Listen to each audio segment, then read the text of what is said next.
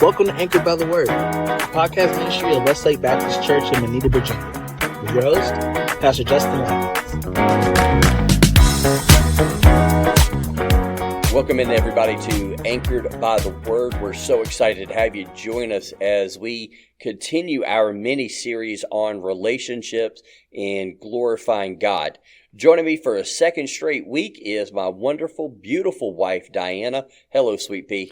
Hi, thanks for having me on again. Absolutely. You are more than welcome to come anytime you want to. But on today's podcast, we're going to talk about a topic that can actually be a pretty sore subject for some and a place of deep hurt for others. And so we want to acknowledge that and make sure that whatever we say, we're going to be biblical about it, because we're going to talk about the topic of singleness.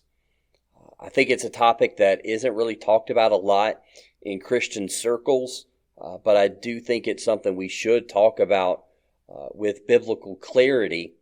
So, Diana, we've already talked about that you and I have been married for 20 years, but let me ask you a question. Do you remember what it was like to be single? Absolutely. I think probably most girls remember exactly how it felt to be single. Okay. I got to be honest. I don't. I don't remember a lot about it. Again, I've spent nearly half my life with you. I will say I do remember the loneliness that I felt. I was a little bit older when you and I started dating and then got married, so I remember something must be wrong with me since I wasn't in a relationship. Actually, for a few years before you and I got together, I somewhat remember thinking that maybe I was going to be single for the rest of my life, because by the time you and I started dating, a lot of the people I knew, they were already married, some having kids. And so my thought process was, well, if it hasn't happened by now, it's probably not going to. Seems like maybe you remember a lot more about it than you thought you did. That's possible, and that happens quite a bit with me. Listen, if you had a head the size of mine, a lot of information get lost in there too. So let's go ahead. Let's jump into our topic for today. And the first question I want to ask is probably kind of a strange one, but it would be this. How can a person know if God's calling on their life is for them to be single? For me personally, that's a really difficult question. I think in church circles today, a lot of people just throw around the word calling. I was called to do this. God told me to do that. And God absolutely speaks to his children, but I think sometimes that word is misapplied because there have been a lot of times in my life where if you had asked me, I would have absolutely told you, God called me to do this or that. And then looking back in hindsight, I go, maybe it wasn't so much God as it was Diana really hoping God would approve of it. So as far as being called to be single, I don't know. That's a really difficult question for me. I get it. When we talk about the word calling, I share your trepidation for it. I think a lot of human and sometimes even sinful decisions have been done under the guise of, well, God called me to do this, or God told me to do that. And honestly, if I'm 1,000% honest, when somebody comes up to me and says, well, God told me to do this, I get a little nervous. It's not that God doesn't tell people to do stuff. Don't misunderstand that. But again, I think kind of what you were saying is sometimes we want to do something, and so we want to make it sound a little more spiritual. So we're like, hey, God told me to do this. But I think the way I would answer that question is, honestly, if you don't get married, I don't know apart from that if we could really know that God is calling us to be single. I think every person, until God tells you or reveals to you that you're going to be single, I think everybody should pursue marriage. Marriage is good. It's honorable in God's sight. But I also think we have to be honest that nowhere in the Bible does it say that God has a person out there for everyone. I think that's a Hollywood romanticized idea that just frankly isn't true. In fact, Paul says in 1 Corinthians 7, he says, I wish that everyone was like me. Now, in that context, he's talking about singleness. Now, there's plenty of debate on whether or not Paul had been married. Was he a widower, or had he always been single? I'm going to leave that debate alone. But at least as he is writing to the church of Corinth, he was single. And he said what he said because he goes on to say, when you're single, it frees you up to focus on the things of God instead of having your attention divided between a spouse and a family if you have kids and what God is really calling you to do. In no way was Paul devaluing marriage or saying that you shouldn't get married. We can see in his writings, often he's saying the exact opposite. He was just simply acknowledging that some people aren't going to get married, and that doesn't have to be a bad thing. I think the way we look at it is our life is about God. We were created by Him and for Him. And so whether you're single, whether you're married, divorced, widowed, have kids, no kids, whatever, the purpose in life is to glorify God. And so I think that's what we have to keep in mind there. So let's talk a little bit now about what are some of the dangers of dating in today's world. And I think what made me think about that is, of course, we have 4 kids, and our oldest is down in college and all of that. So what do you think are some of the dangers of dating in today's world? Well, honestly, I think the dangers have changed an awful lot since the two of us were dating. So it's kind of hard for me to answer that question. But when I think of it in light of our children, the biggest thing is, do they really know who they are involving themselves with? In today's digital age, when so much of dating or getting to know a person is through a computer screen or even through texting on your phone, it's easy to disguise who you really are. And that's something that you can do even if you meet someone face to face. Not everyone is honest, but I think you get more of the truth face to face than you do sometimes through screens.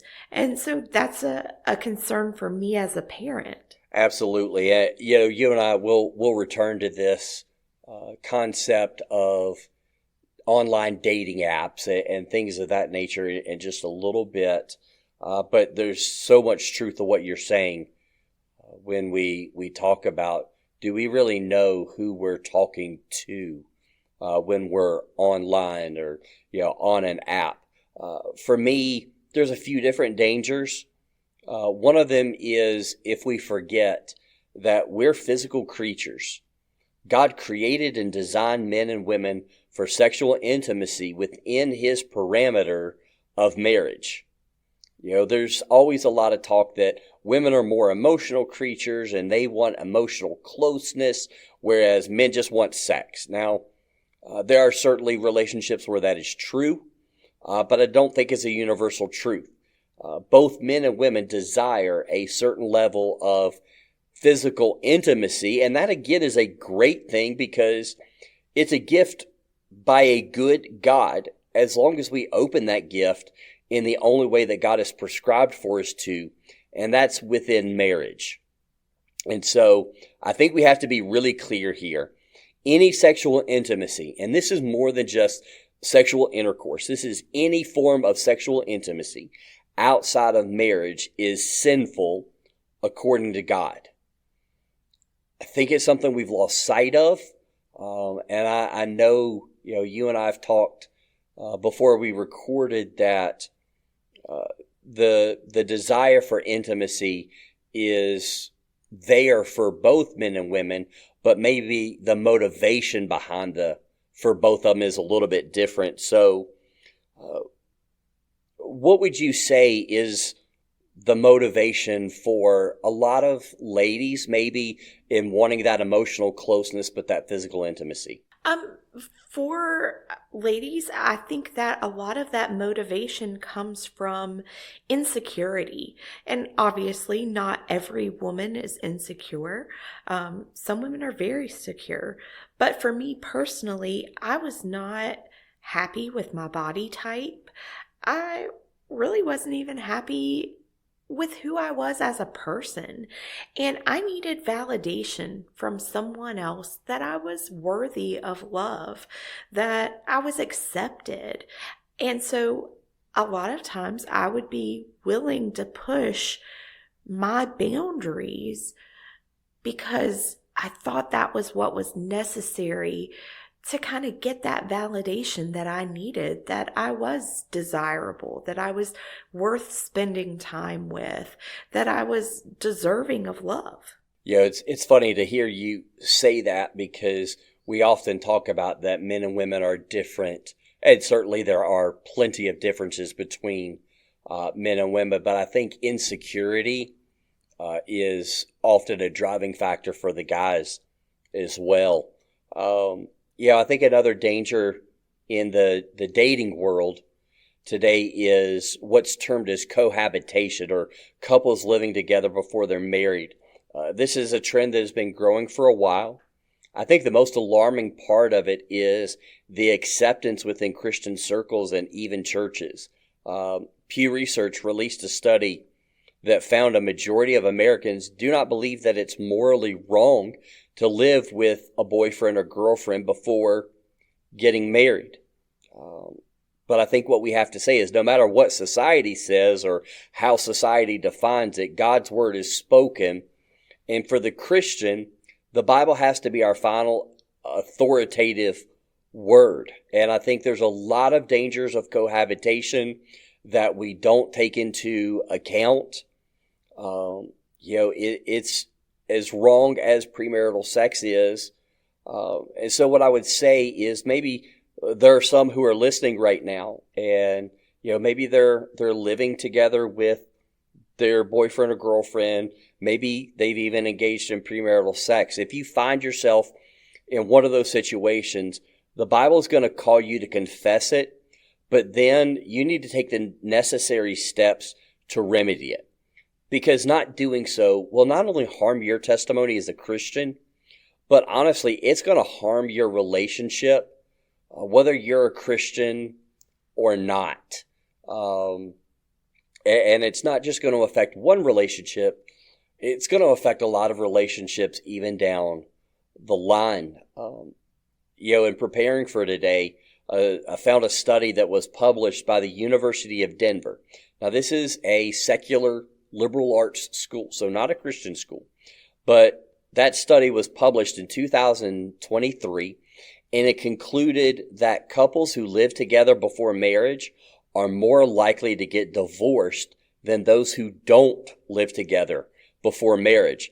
I think if people took an honest look at that, they would be shocked to find that, because one of the biggest reasons people say, well, we're going to move in together, is they want to find out, are we compatible before we go all in? Well, actually, it's going to hurt you more in the long run. And having sex before marriage is absolutely going to hurt you there. So there aren't many things that you can give to only your spouse these days, but your purity is one of them. Well, and when you talked about this study, you said that a lot of people would find this surprising, and maybe I'm the oddball in this, but I actually don't find it surprising at all. And I think maybe this is just my opinion, but I feel like the reason for this is that couples who are willing to live together before marriage maybe don't hold tight to the Christian morals and values. And so they're willing to live together before marriage to see okay, are we compatible with one another? But we have an out. I believe they take that mindset into their marriage. Well, marriage is only as binding as a piece of paper. So I think it's not so much that living together makes them more likely to end, but they carry that same mindset from the dating relationship over into the marriage. Whereas people who choose not to cohabitate before marriage, maybe they're entering into it with a different outlook from the start. Yeah, that's a really great point.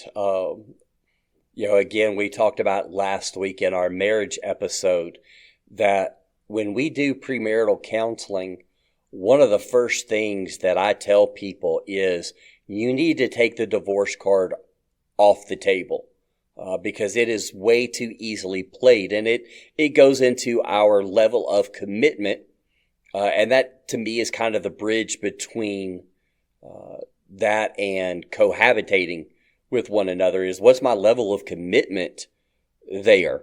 But I think absolutely, when we talk about intimacy, sexual intimacy before marriage and how that affects, even if you manage to marry that person, how it affects, because a lot of spouses talk about having jealousy issues or comparison issues with their spouse, especially if they were sexually intimate with somebody that was not their spouse. Well, and beyond the jealousy or comparison issues, I think that you can also have issues of guilt. If you are a believer and you chose to have sex before marriage and you are convicted that what you did is wrong, that guilt that you feel over it can then be carried into other relationships where then you struggle with the physical intimacy side because just the act of physical intimacy reminds you of the guilt and shame for your past choices. Absolutely. And of course, we know that with sex comes the potential for disease or unwanted pregnancies. And frankly, if you want to put a strain on your marriage out of the gate, have children from another relationship. It doesn't mean that families don't make it work. They make it work every day. But again, this is coming from 19 years of being in ministry and doing counseling and hearing some very common denominators when it comes to marriages that are struggling. And so, I think we have to be careful of what coaches call unforced errors. And those are mistakes that we made that frankly, we didn't have to make. We chose to do it. And so, guilt, man, you hit on a big one right there. You carry that into not just future relationships, but so often I think it even affects your relationship with God because you're sitting here, you're remembering who you are and what you've done. And so you're like, well, how could God love me? How could God forgive me? And so I think these are things that Satan really uses to attack our minds and really damage our relationship and our walk with Christ. So, absolutely. Another issue that I thought about as a danger in today's world of dating is perception. Now, this goes back, we've already said it a few times. I was a little bit older when you and I started dating. Others around me were getting married. And so I thought something was wrong with me. That was kind of my perception. So let me say this to those who are single right now, and maybe you're older and still single. But no matter what, singleness is not a disease. It is not something you need to be cured of.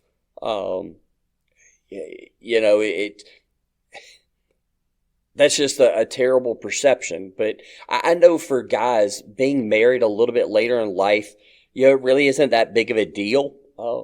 And I know at one time, at least, it was seen kind of as a problem for ladies. I don't know if it's still the case. So let me ask you, Diana, what do you think the perception of a woman who isn't married, maybe she's, say, in her mid-20s, what do you think is the perception of her in society? Well, like you said, perception of this topic has changed a lot. Um, when I was in my early 20s, it was becoming more common that women waited a little bit longer to get married.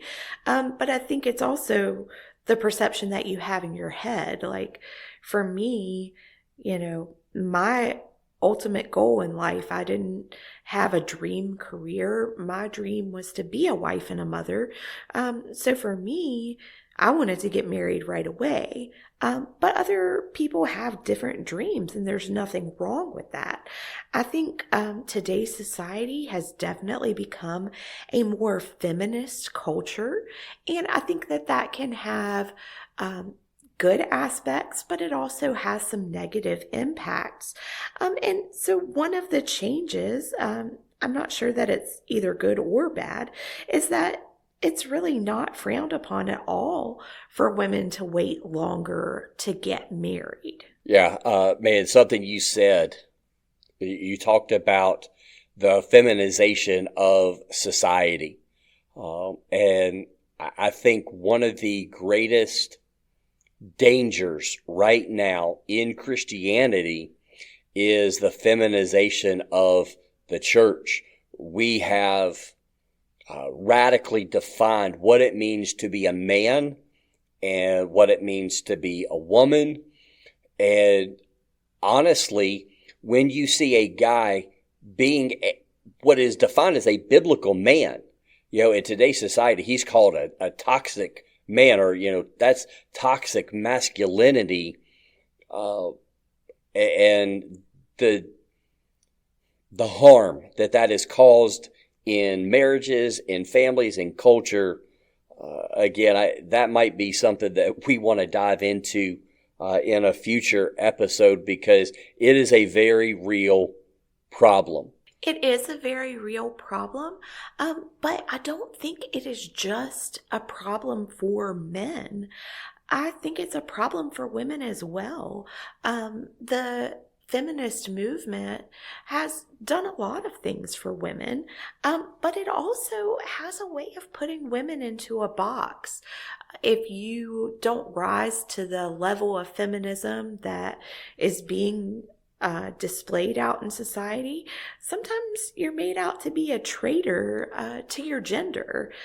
So I think it's a problem for men and women. And I think there's a lot of misconceptions and miscommunications regarding what even actually is feminism. Yeah, again, I don't want to go too far down that topic, simply because that's not the purpose of this week's episode. But you and I have talked about it. You and I know, or where I teach that feminism isn't new. It's not something that came about, with the sexual revolution of the 60s and 70s. It's actually, we can trace it into Genesis chapter 3. But again, we'll leave that alone. But, one other final danger that I see in the dating world right now is unshared religious beliefs and morals.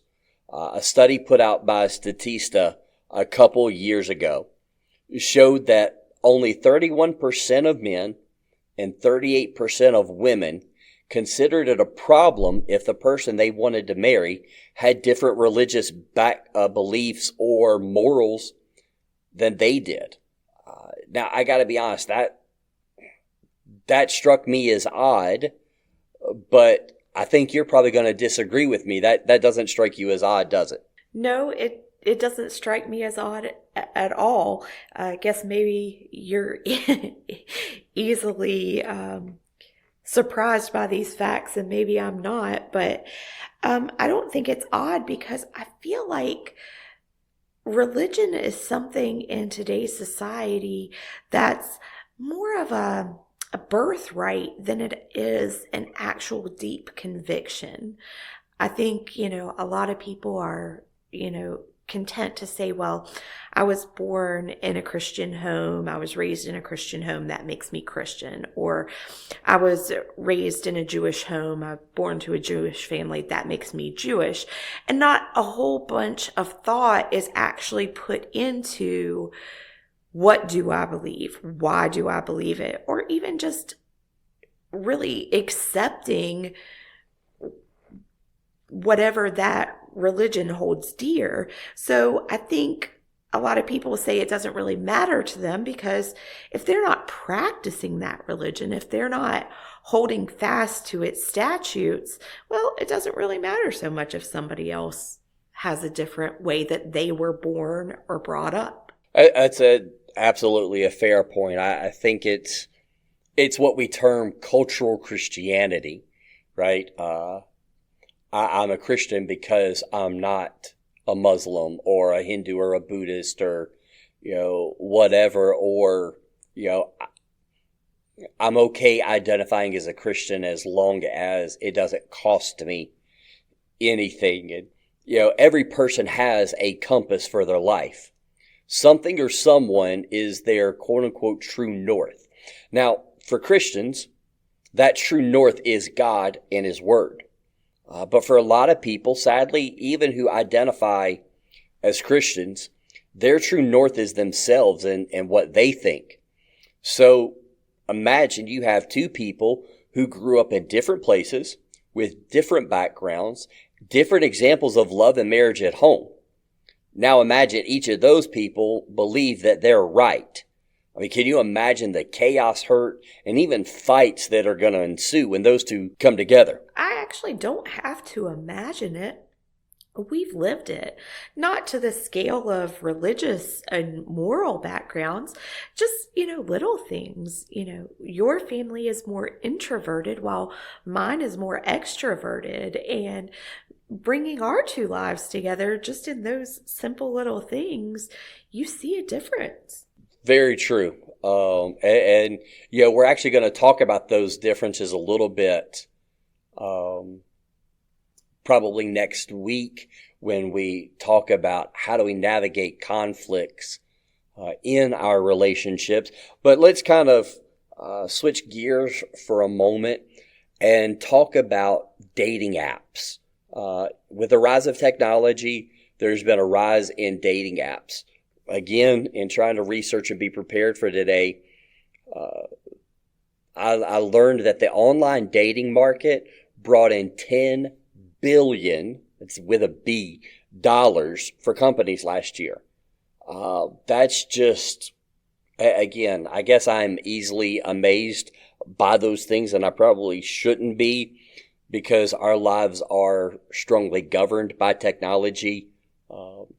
For the longest time, I was able to stay up with technology, but now I guess I'm the old guy and it's kind of passing me by. But, with the rise of online dating, there's always that chance, and you've already talked about it, that you can be scammed or what's known as catfished. And this puts people, especially ladies, in some very dangerous situations physically and sexually. And sometimes, you've wanted to get matched with somebody, and when you do, you're so excited that you kind of rush into things and you tend to overshare your life story. Maybe on the first date, you come on too strong and it kind of pushes that person away. Well, I think that you're bringing up great points, but I think that there are things that can absolutely still happen even if you meet face to face or any other way. You and I had our first date as a blind date. And so I think that sometimes us older folks kind of give a stigma to dating through apps that really maybe isn't so fair because like with a blind date, I was shown a picture of you. I had never seen you in real life. We had talked together over the phone before we met, but it would have been absolutely possible for either one of us to have completely lied about who we were, what we valued, things of that nature.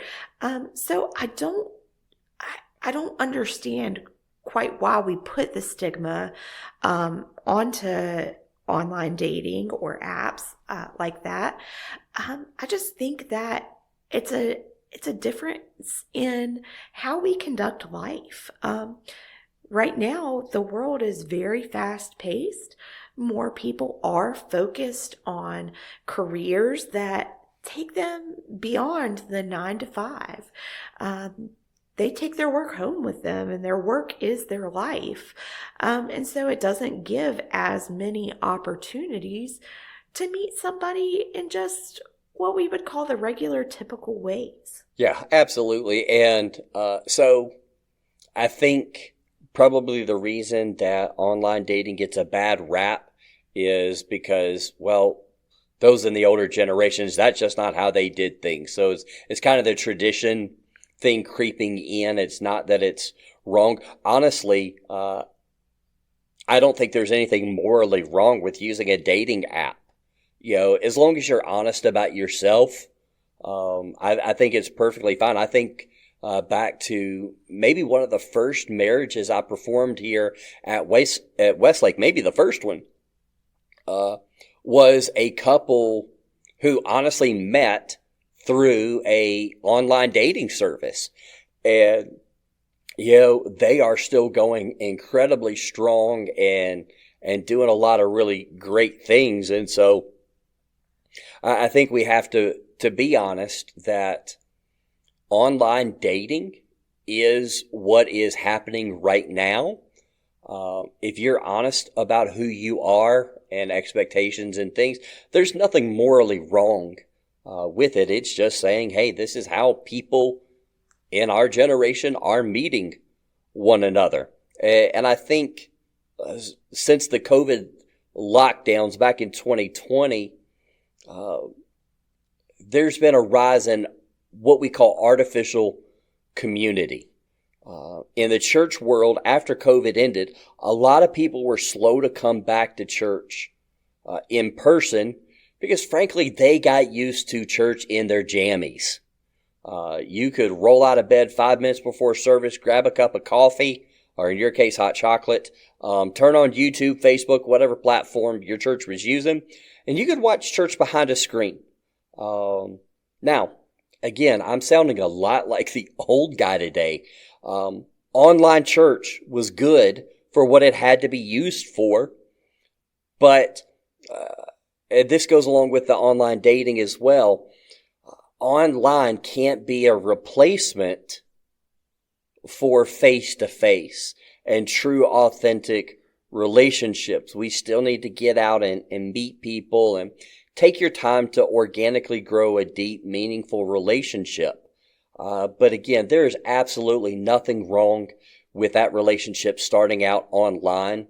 If I'm understanding you right, what you're saying is it's okay for a dating website or platform to kind of be the jumping off point of your relationship where you meet, but it's not healthy if it's only constrained to that environment. Absolutely. It's a great starting point, but if your relationship is going to grow, you're going to have to get face to face. You're going to have to really do the hard work of relationships to see where it's going to go. So let's kind of wrap up today with giving a few practical steps for those who are listening who are single. So what advice would you give somebody who's listening to this? They want a relationship. Maybe they even want marriage, but right now they're single and maybe they're struggling. What would you say to them? Well, for me, the biggest thing that I would encourage single people to do is ask God to give you contentment in the stage of life that you are in. I don't believe it's possible to love anyone else well if you don't have a strong relationship with Jesus Christ. So my biggest thing would be to take this time that he has given you to be single, and don't look at it as a bad time in your life or a punishment. Look at it as a special time in your life where you can focus 100% of your heart and soul on connecting with your Creator and Savior. Use this time to ask God who it is he wants you to be on your own. And that way, when you meet someone, another thing that will show you if you are compatible and if God desires you to be with that person is, do they accept the person that you know God made you to be? And can you work together and serve him together, bringing out the best in one another? The other thing that I would suggest is using this time to pray for your future spouse. I believe that God brings people together. I don't believe that there's just this one perfect person, and if you miss the boat with that person, well, you've just missed the boat.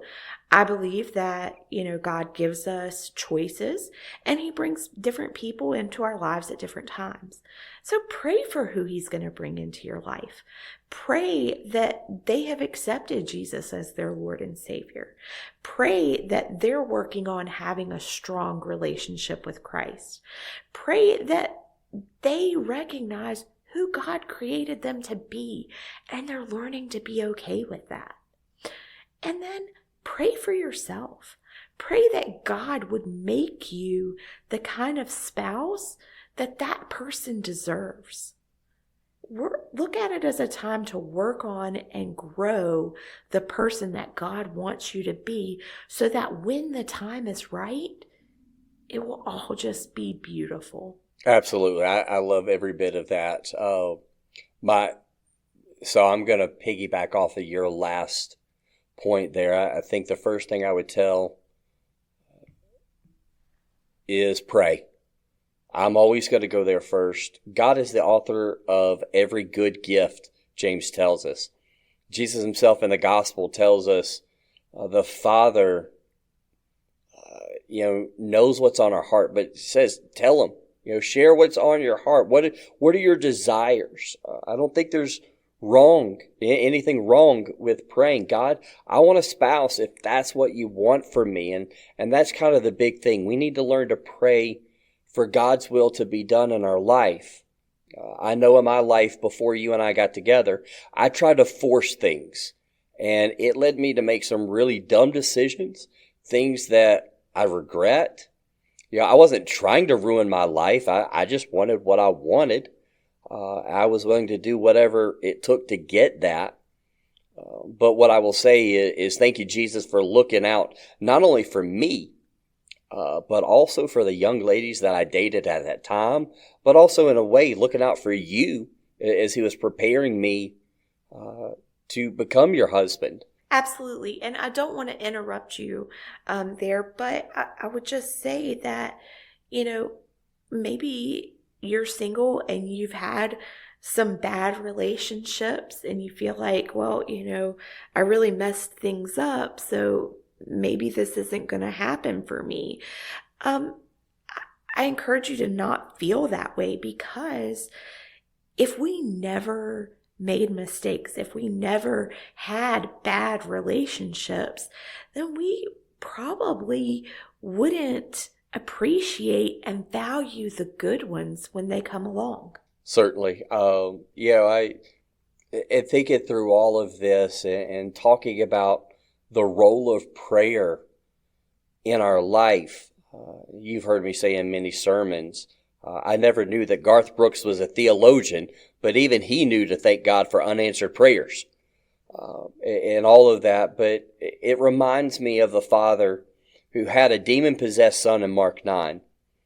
He took his son to Jesus' disciples, and asked them to cast a demon out of his son, but they were unable to. And so when Jesus came down the mountain with James, Peter, and John, the distraught dad took his son over to Jesus and really pleaded with Jesus to help his son. The father says, but if you could do anything, have compassion on us and help us. And Jesus' response was, if you can. That's really Jesus asking the father, do you think I could do something? Or are you unsure yourself? But Jesus continued, all things are possible for the one who believes. And to that, the dad cried out, I believe, help my unbelief. The dad was saying, Jesus, I know you can help my son. I know you can do what I'm asking. I'm just not sure if you will. I'm not sure if it's your will. So help me to trust you no matter what your answer is. And I got to be honest, it's always been such a powerful story, because we often say we want God's will, but often what we mean is I want God's will as long as God's will is what I want. And so I think we need to learn to not just say, God, your will be done, but I think we need to truly desire it no matter what. The word that you used earlier was the word content. Again, Paul says it in Philippians. I've learned in whatsoever situation I'm in to be content. And that's such a valuable lesson, because being content in whatever situation really shows that we trust God. And that would be the second piece of advice I would say, is learn to trust God. He is a good God who gives good gifts. So as you pray, it's also a call for us to trust Him. Maybe the reason God hasn't provided that person for you yet is because you're not ready for them. Or maybe they're not ready for you just yet. And if you were to force your way, frankly, you're asking for trouble. I think back to before you and I were dating. I hadn't been in a relationship for about 2 years. Those 2 years were hard. They were lonely. But I can say with 100% confidence that if God would have brought us together before He did, I would have messed it up. I was a dumpster fire in a lot of ways. Listen, I get it. It's hard being single. It's hard being lonely. But I praise God that He knew what was best for me, and He didn't bring it into my life until the right time. So for those of you who are listening, who are struggling with your singleness right now, keep praying, keep trusting God. You don't have a disease that needs to be cured. Okay? There are blessings in marriage, but there are blessings in singleness as we love God with all our heart, soul, and mind. God can and will use you in whatever situation He has you in for His glory as you surrender to Him and as you trust Him. And so God's not wasting this time. He's preparing you for something that maybe you don't see right now. And when you find the right one, you'll know it was worth the wait. Absolutely. Absolutely. So that's going to bring us to the end of this episode here. Diana, it's great having you on here again. I know you have a busy schedule manning our family schedule, so the fact that you were willing to take some time out to come do this means the world to me, and so thank you very, very much. You're welcome. I have greatly enjoyed it. Well, thank you also to those who are listening. If today's episode has encouraged you or maybe challenged you in some ways, would you leave us a comment, review, or share it so that others can benefit from this? And if you haven't already done so, now's a great time to go ahead and subscribe to this podcast wherever you're listening so that you won't miss any future episodes. As always, we say thank you for joining us and being such a blessing and encouragement to us and the team here at Westlake. We'll see you next week right here on Anchored by the Word. This has been Anchored by the Word. Copyright 2025 to Westlake Baptist Church, 2075 Scruggs Road, Moneta, Virginia.